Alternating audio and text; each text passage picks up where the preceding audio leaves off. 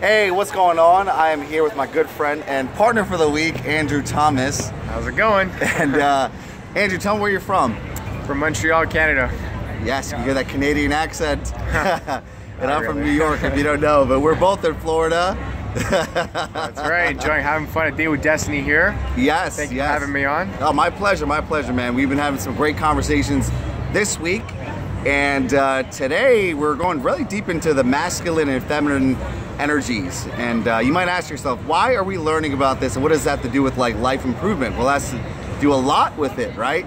So obviously in our lives, whether we like it or not, we have masculine and feminine energy controlling us. And even if we're single, that is something very important to know because we deal with people in every element, whether it's our friendships or from work or careers or you're trying to like get people onto your mission, you have to understand this.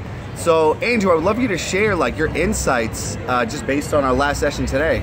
Yeah, I mean, masculine and feminine is everything, and even more so in our relationships. And our relationships is, at the end of the day, everything. So this is one of the most important things that we can know. And as a man, the man's always, or at least masculine energy, is always searching for freedom. So that freedom, that beauty inside the feminine energy, and that's what a man cannot take his eyes off, and that's what he's searching for.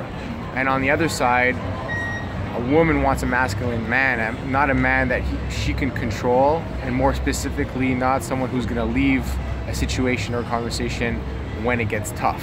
She wants a man that's going to hold tight and be strong and be present and say, no, this is who the fuck I am.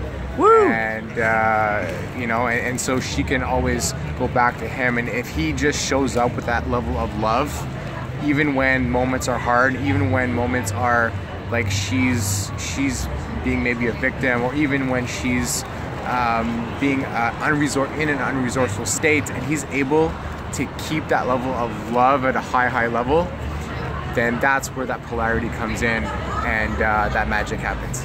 Yes, that's such a great point.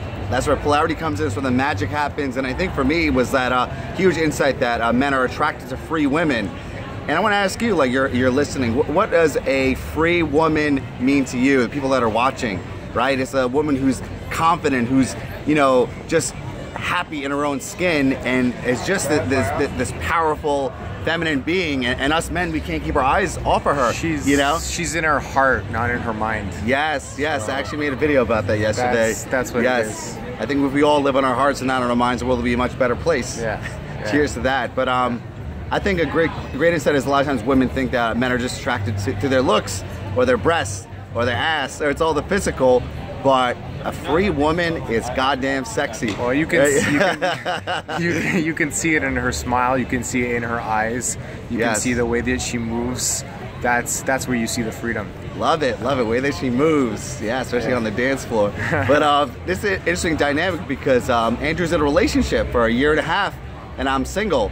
But fascinatingly enough, we're both getting a lot of insights talking about the masculine and feminine energy. So I'm going to end this video on a huge takeaway. So what is your biggest takeaway that you're going to take to your relationship with the newfound knowledge that you have? Just to live in a beautiful state as much as possible, and just to maintain that level of masculinity, to have as much polarity in the relationship that I can. Boom. Excellent. Yes, What about you? What are you going to take in your life? Very similar to live more in a beautiful state, live more in my heart and not in my head. Just be in a place of love, presence, and courage, right? That's awesome. Really what I could do in the present moment, in understanding that as a man, I have to be a leader, but at the same time, a benevolent, loving person. Taking charge, being masculine, being focused and structured, but at the same time, doing things with my heart and doing things with compassion and care, because I want to be the best man I could be, and I know that I have to change certain parts of myself that I am now discovering. Awesome. Cheers to that. Cheers.